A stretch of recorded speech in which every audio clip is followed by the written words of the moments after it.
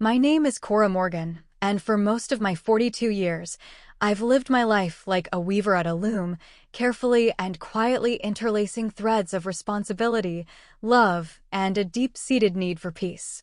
I work with fiber and dye, coaxing color from botanicals and patterns from silence. My studio, a converted garage behind our small rented bungalow in Port Blossom, smells perpetually of damp wool, eucalyptus, and the metallic tang of the city's persistent rain. It's a life I built myself, thread by thread, after a youth that frayed at the edges.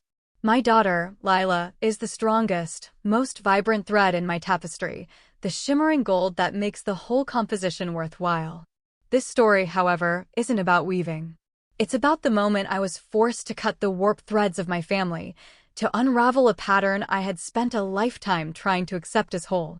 It began, as so many life-altering moments do, in the sterile, humming quiet of a hospital.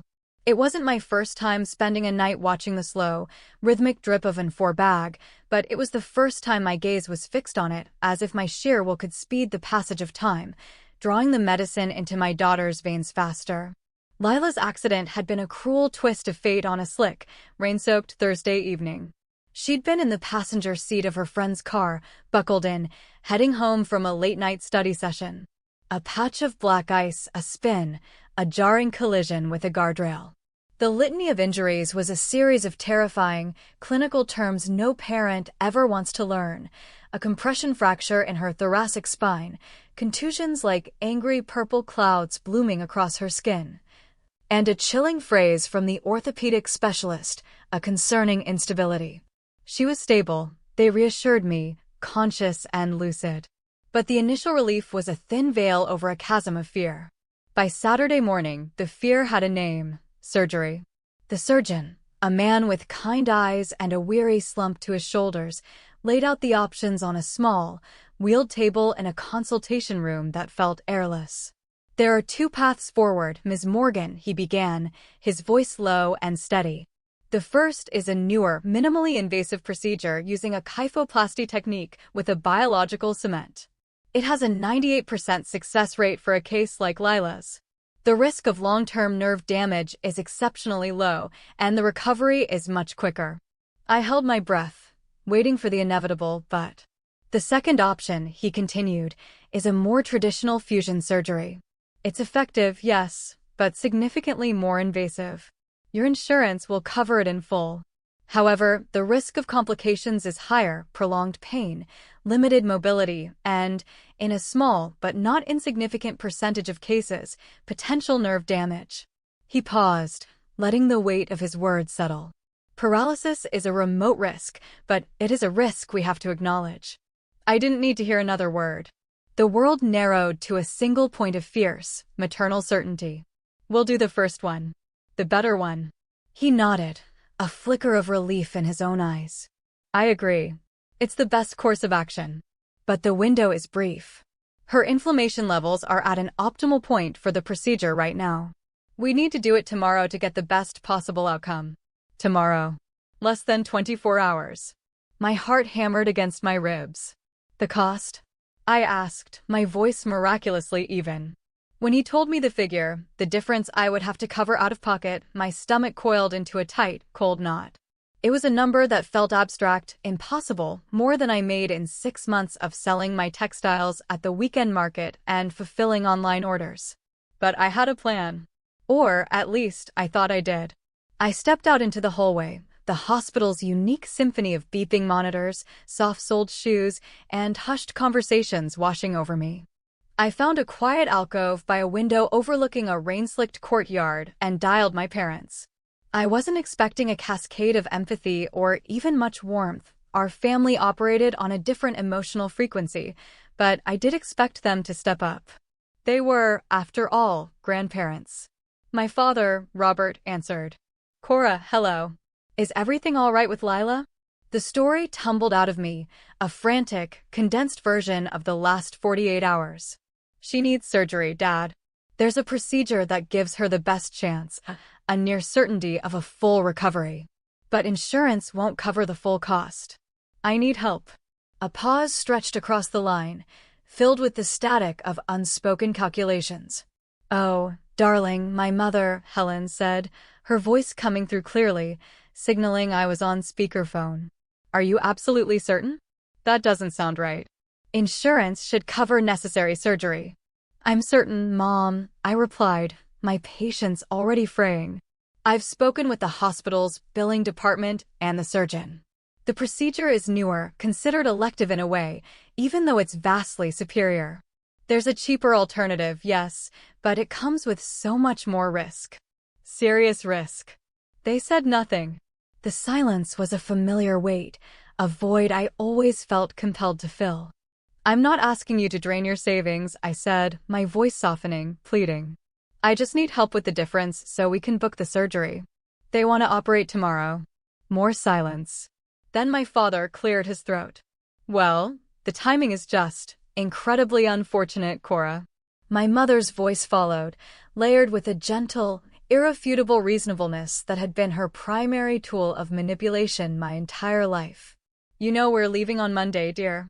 For the Scandinavian cruise. We can't get a refund at this point. It's a $20,000 trip." The cruise.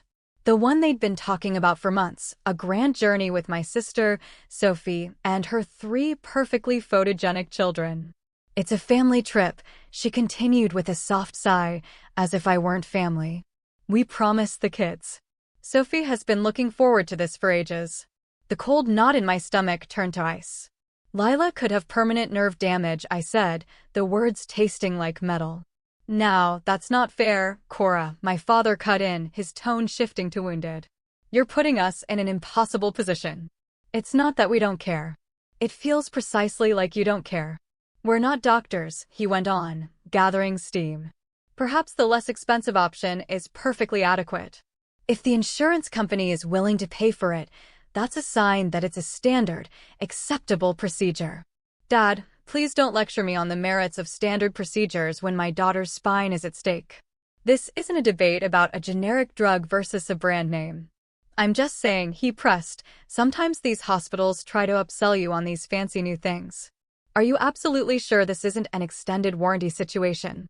"I'm not buying a dishwasher," I snapped, the sound sharp and ugly in the quiet hospital corridor. "This is her spinal cord."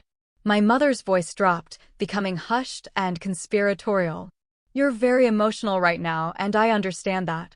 But perhaps you should take a breath before making such a significant financial decision. Especially with your work situation." My work situation. The small, independent business I had painstakingly built from nothing. "I have a business and a part-time job, Mom. I have always paid my bills. I have helped you pay your bills." "That's not fair," she said, her voice laced with hurt. "You chose to do that." "I chose to do it because I thought that's what family does. I thought you would do the same for me if I ever truly needed it." Another silence. This one was final. "I see," I said, my voice hollow. "So the answer is no. We just can't, Cora," my mother said softly, as if delivering a gentle apology for the weather. "We're not in a position to take on that kind of financial exposure right now." "Got it." I hung up the phone. I didn't cry. I sat down on a hard bench in the courtyard and watched a lone sparrow pecking at a discarded wrapper. I remember thinking, absurdly, if it had parents. If it broke a wing, would its parents weigh the risk of helping against the promise of a distant, sunny shore? Then, a new resolve settled over me, cool and clear. I stood up, walked back inside, and took out my laptop. The application for an emergency medical loan was a gauntlet of fine print and high interest rates. Click here if you accept. Click here if you agree. Click here if your world has shrunk to this single, desperate act. I submitted it and waited. A few minutes later, the response came back. Approved, but only for a fraction of what I needed. Without a cosigner, my income wasn't enough to secure the full amount. I did something I swore I would never do. I called them back. This time, my father answered alone. "It's me," I said, my voice flat. "I found a loan. I just need a cosigner to get the full amount. You wouldn't have to pay a single cent. I'll handle all the payments." The requisite pause. They were connoisseurs of the meaningful silence. "Look, Cora, your mother and I discussed it. We're just not comfortable putting our names on any kind of loan. especially with the economy being so uncertain these days. You mean the uncertainty of your granddaughter being able to walk properly for the rest of her life? It's not that simple, he insisted. There's identity theft to consider. You never know with these online lenders. It's a reputable credit union, Dad, I said. I'm sorry, Cora. I truly am. I nodded, though he couldn't see me. Thanks anyway. I hung up for the second and final time. This time, I didn't sit down. I didn't look at sparrows. Something inside me had irrevocably shifted. The soft, pliable weaver had been replaced by something harder, more resolute. I was no longer just a mother in crisis. I was a woman who had just been shown the brittle, hollow truth of her own family, a woman with nothing left to lose and a daughter to save. There's a moment of painful clarity that sometimes follows a deep betrayal, a moment when the past reconfigures itself. All the small, confusing, and dissonant moments from your life suddenly snap into alignment, like iron filings finding their magnetic field. The picture they form isn't new, it was there all along, but you had refused to see it. That was me in the pale, fluorescent glare of the hospital waiting room, fueled by vending machine coffee and a cold, rising fury. I was finally seeing my parents not as I wished them to be, but as they had always been. I used to tell people I had a normal childhood. Not perfect, not traumatic, just normal. We were a quiet, middle-class family living in the tidy suburbs of Port Blossom, a place called Cedar Ridge, where lawns were manicured and emotions were composted. We operated under a set of unwritten rules. Don't raise your voice. Don't air your grievances. And, my father's favorite, don't expect a medal for doing what's right. A rich sentiment from a man who once called me genuinely distraught because the restaurant had overcooked his birthday steak. I was the firstborn, the prototype. My sister, Sophie, arrived 2 years later, and it was as if the sun had shifted in our small domestic universe to shine exclusively on her. She was the bright, easy, charming one. I was the quiet, serious, responsible one. Sophie got the brand new bicycle with the glittery tassels. I got the hand-me-down with the wobbly wheel. When I asked why, my mother would just shrug and say, "Well, we're in a better place financially now, dear," as if 2 years had spanned an entire generation of economic progress. The disparity grew with us. Sophie got private art lessons and a lavish Sweet 16 party with a DJ and a catered buffet. For my 16th, I got a lecture on the importance of saving for college and a single cupcake with a candle stuck in it. I didn't complain. I internalized the narrative they had created. This was just the way things were. Some people were born for the spotlight, others for the wings. Then, at 20, my life deviated from their carefully planned script. I got pregnant.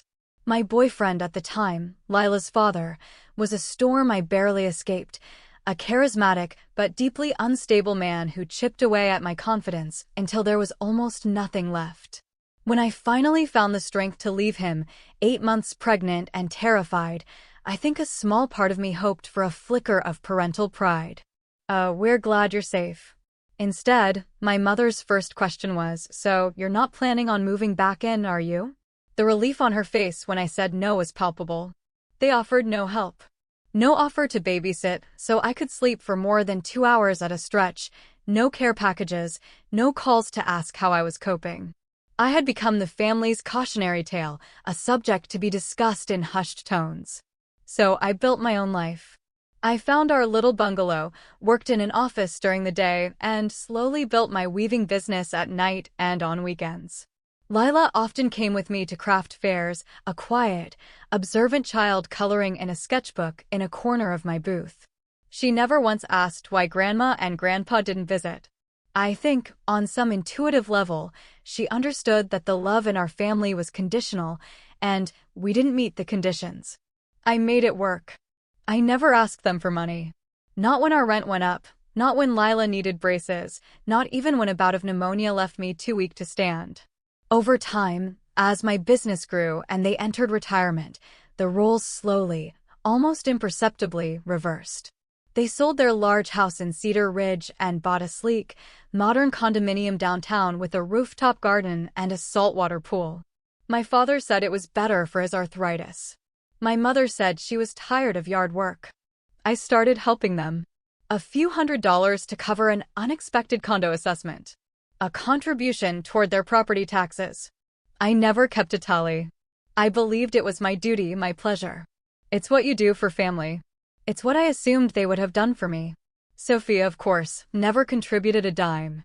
But her children reaped the full benefits of my parents' new, comfortable lifestyle. They were showered with gifts, tablets, designer clothes, a week-long ski trip to Whistler. My parents' generosity seemed to have a very specific and limited radius, and Lila and I were well outside of it. Then my grandmother, Beatrice, passed away. She was my mother's mother, but she was cut from a different cloth entirely. She was sharp, pragmatic, and had a mind for numbers that was both intimidating and impressive. She saw the world in terms of assets and growth, but her heart was generous. She and Lila had a special bond. They would spend hours together, Beatrice teaching Lila about stocks and bonds using a color-coded chart, treating her not as a child, but as a fledgling investor. Beatrice was the only one who saw the brilliant, analytical mind behind Lila's quiet demeanor. When she died, I assumed her estate went to my parents. They certainly acted as if it had. There was no family meeting, no reading of a will, just a vague statement that everything has been taken care of. Soon after, their spending escalated. The Scandinavian cruise was booked. My mother acquired a new collection of designer handbags. Sophie's eldest son was gifted a brand new SUV for his 18th birthday, complete with a giant red bow. That was when I quietly stopped helping them financially. It was no longer necessary, and a part of me felt a fool for having done it for so long. But I didn't confront them. I let it go. Until Lila's accident. Until that phone call from the hospital hallway, when I asked for their help, not even for money, just for a signature, and they said no. And not just no. A no wrapped in condescending advice and selfish justifications. A no that made it clear my daughter's well-being was an inconvenience, a financial risk they weren't willing to take.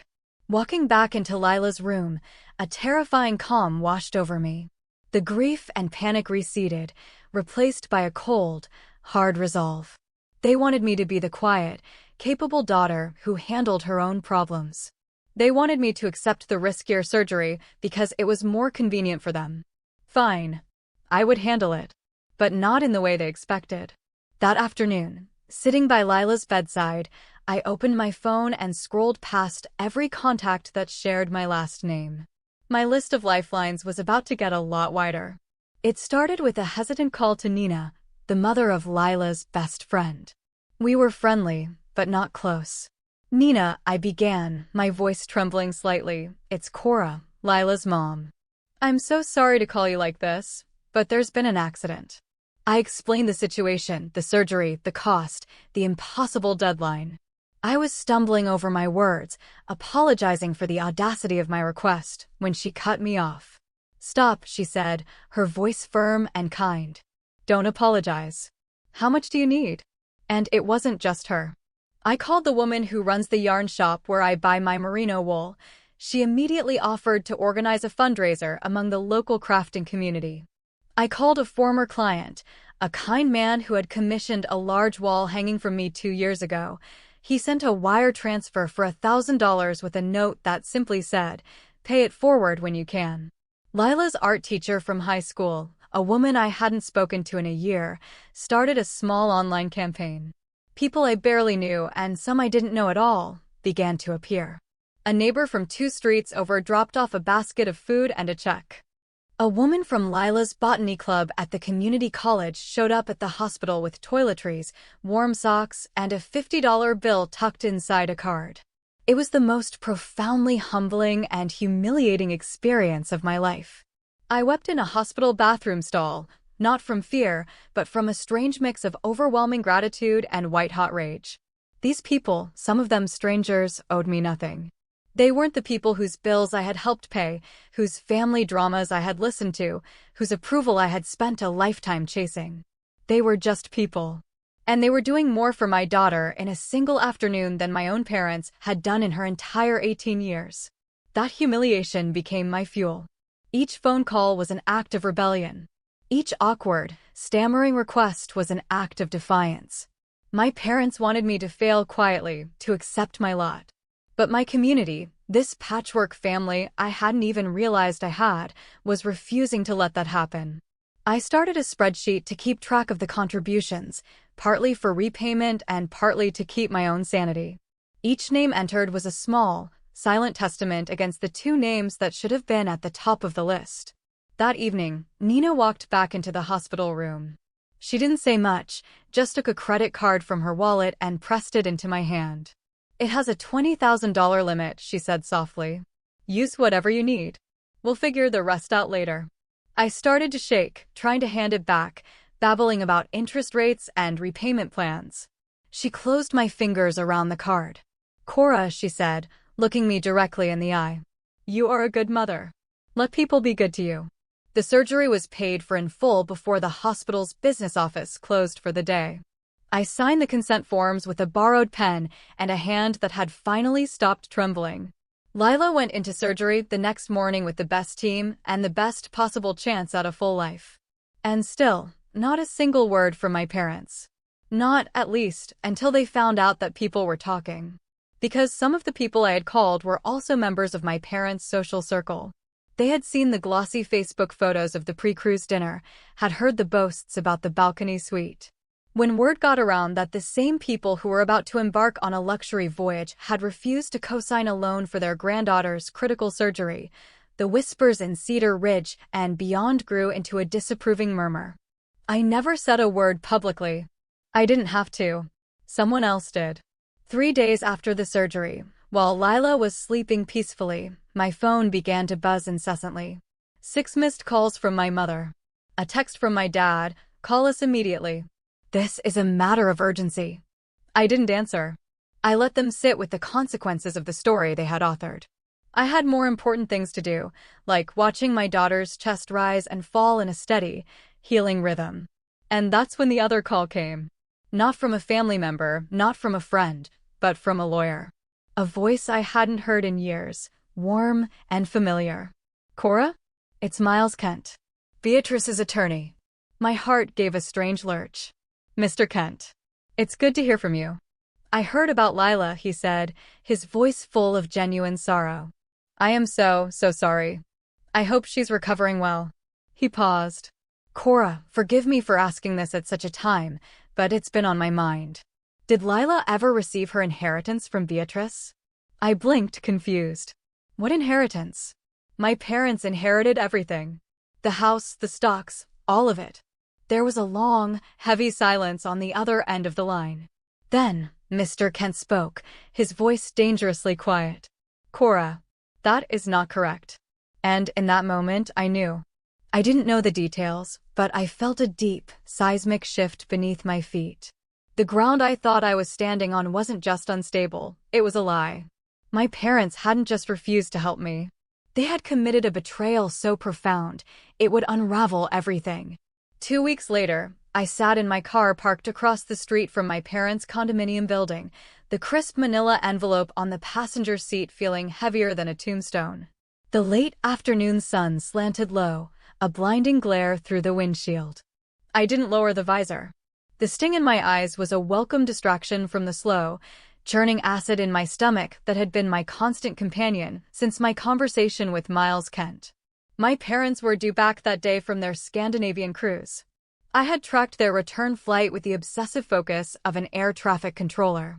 Lila sat beside me, her legs still in a supportive brace, earbuds in, her thumb scrolling idly through her phone.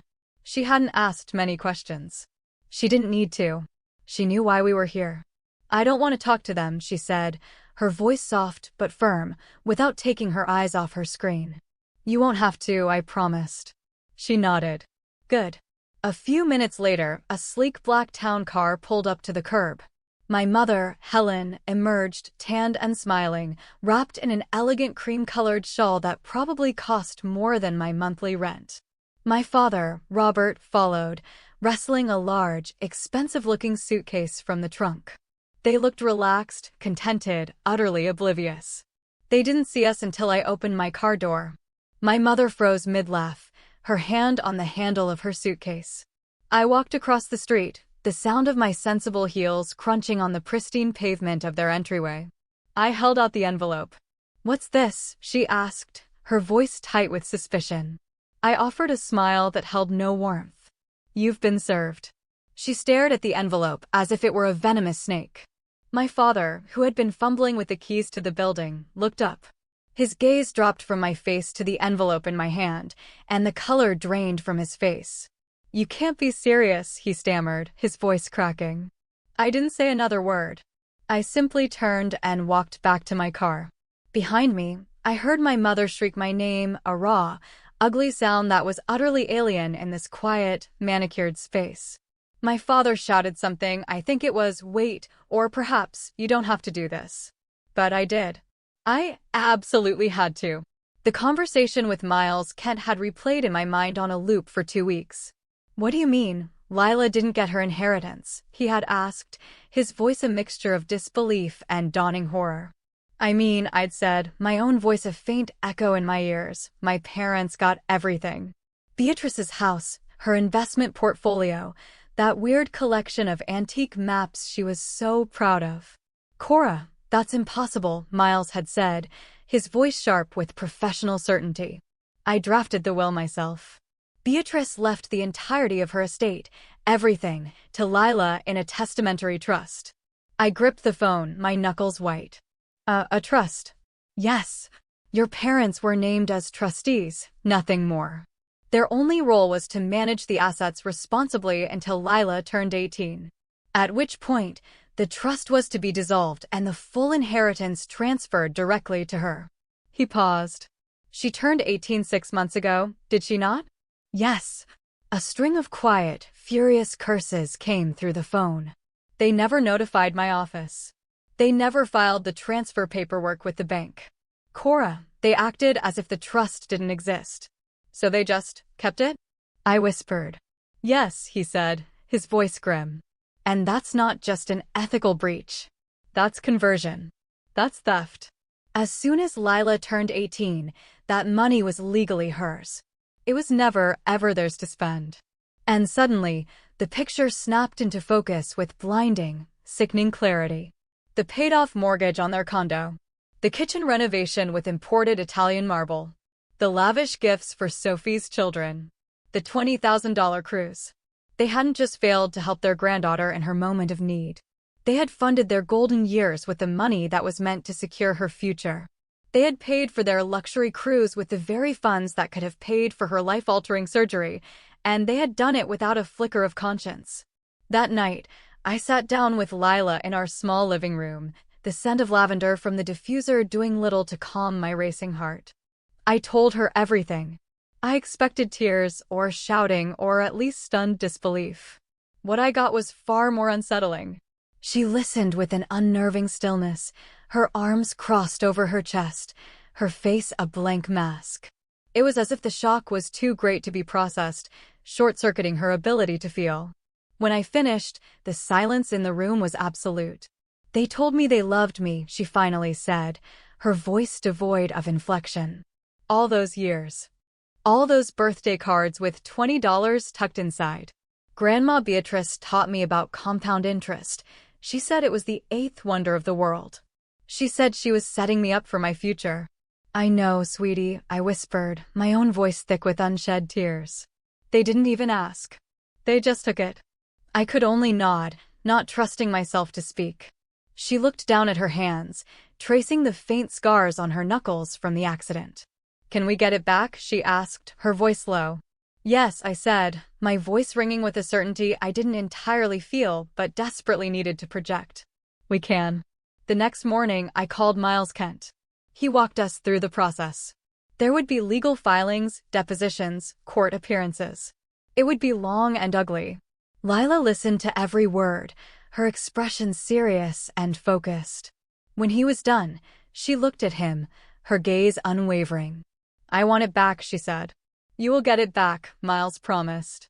"And," she added, her voice hardening almost imperceptibly, "I want them to be held accountable." Miles looked from her to me, a question in his eyes. "Are you sure, Lila? Once this process begins, it can't be undone. It will change your family forever." Lila didn't even hesitate. They already did that, she said. They made their choices. Now I'm making mine. The days that followed were a whirlwind of legal documents, strategy sessions, and long, difficult conversations. Miles Kent was more than just a lawyer. He was a warrior. He had revered my grandmother, and he viewed my parents' actions as a personal affront to her memory. They desecrated her legacy, he told me once, his jaw tight. Beatrice wanted to empower Lila, not fund their retirement fantasies. It was the first time in weeks I felt like I could breathe. Someone else saw it. Someone else understood the depth of the violation. This wasn't just about money anymore. It was about the life they had been willing to risk. My parents had looked at their granddaughter, lying in a hospital bed, and decided that a vacation was more important than her physical future. They had made a calculated decision based on greed and a lifetime of callous disregard. Well, the calculations were over. This time, I wasn't asking for help. I was coming to collect a debt with interest. And the price was going to be everything they had. The family they had curated, the reputation they had polished, the comfortable life they had stolen, it was all about to be foreclosed upon. And as I watched them from my car, their sun-kissed faces turning to masks of horror, I felt not a shred of pity.